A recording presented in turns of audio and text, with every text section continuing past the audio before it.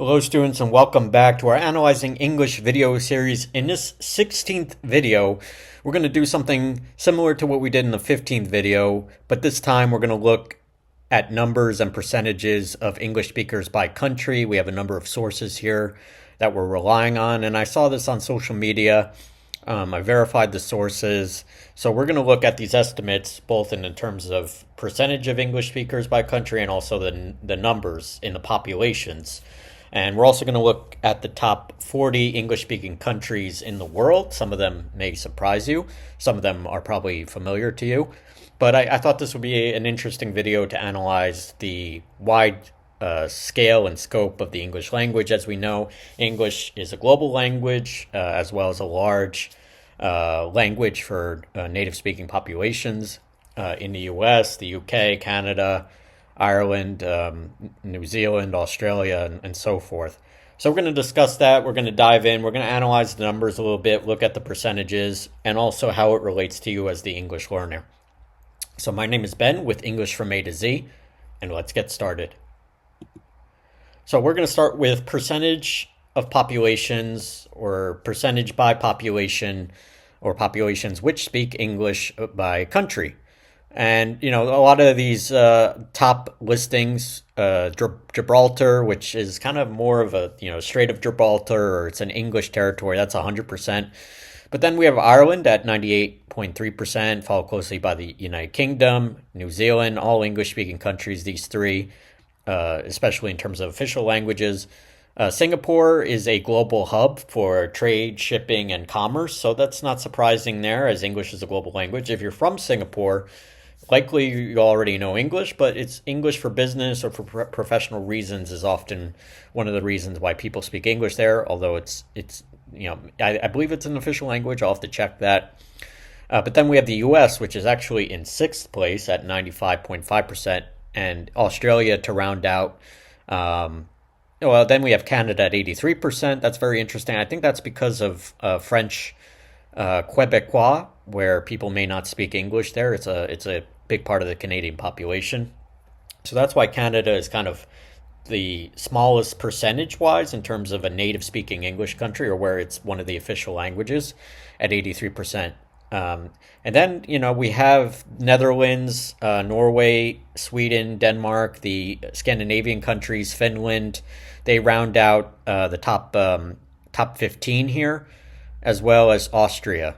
And it makes sense because these are smaller countries. They do have their own native languages, but English is a way that, you kind of communicate with the rest of the world outside of these small, relatively small Scandinavian languages. Obviously, they interact with each other in mutual Danish or Swedish or Norwegian, but I think English is the common denominator still across the Scandinavian speaking world, but also to communicate with other parts of Europe, other parts of the world.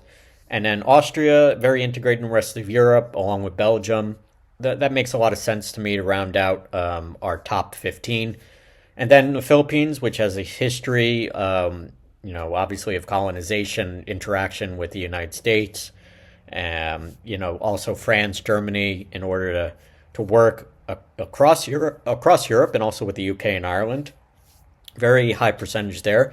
And then you have other former English colonies, Nigeria, Pakistan, and then Egypt as well, South Africa.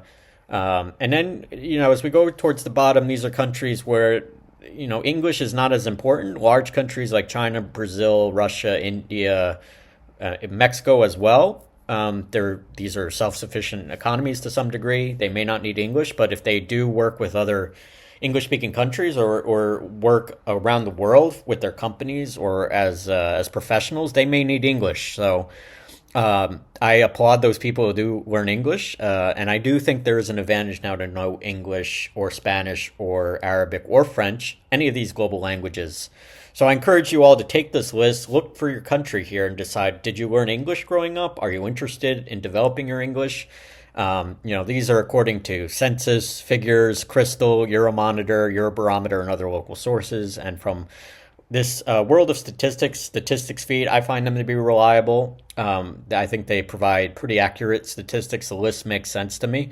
especially with the Scandinavian countries as well as other European countries where English is not the primary language, but they do need it to communicate across borders with other European countries and with the North America, and also the UK and Australia, New Zealand. So it is a global language, as this makes clear, and the percentages are pretty impressive. They could grow, they could get better. If you're wanting to be one of those people who doesn't speak English and your country's listed here, let us know. We can help. But it is a global language, and our next slide really shows that as well. So now we look at estimated number of people by country which speak English, and we're capping it at 40 countries. And as most of you, or maybe some of you know, the United States is the largest English-speaking population in the world, larger than the UK, larger than even India still, where India has a history of obviously British colonization in the past, and Nigeria, very large countries, Pakistan as well. But the US has almost 300 million people, about 90 to 95% of the population, maybe a little bit less now, speak English as their native language, or they speak English proficiently. Then you have India, Nigeria, Pakistan, Indonesia, very large populations, but a sizable percentage, or at least a quarter of the population, speak some English.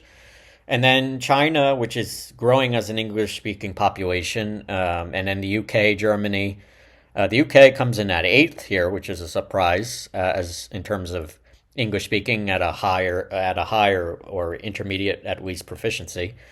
But then you have Canada, Australia, and these numbers may be a little bit out of date, but it just goes to show you when you tally it up, though, it's definitely over 1 billion people. And you're going all the way from the United States to Romania. And what I see here is, I think, many people in the developing world right now, or in the non-native English-speaking world, those who want to learn English as a second or third language, this is going to continue to increase, I believe. I think globalization, trade, commerce is going to remain international to some extent, and I think English will play a role in that, whether you're in China, Pakistan, Egypt, Kenya, etc. So I think it just goes to show you this conglomeration of knowledge here, Wikipedia, lingua franca. It just goes to show that there's over 1 billion people in the world, around the world, any continent, you name it, there's going to be English speakers there. So learning English, even if you don't visit the United States, Canada, UK, you still might need it, whether you're in the Philippines, whether you're in Nigeria, whether you're in Ghana, even to some extent France or Canada. If you don't know those languages, English may come in handy as a tourist, or for business, or just to learn a new language to communicate across borders. I think English is a great language. I wouldn't start English from A to Z if I didn't believe that. But just goes to show you the scale of the English language. 40 countries around the world, different backgrounds, different religions, different ethnicities, all learning English to communicate with one another. I think it's a beautiful thing.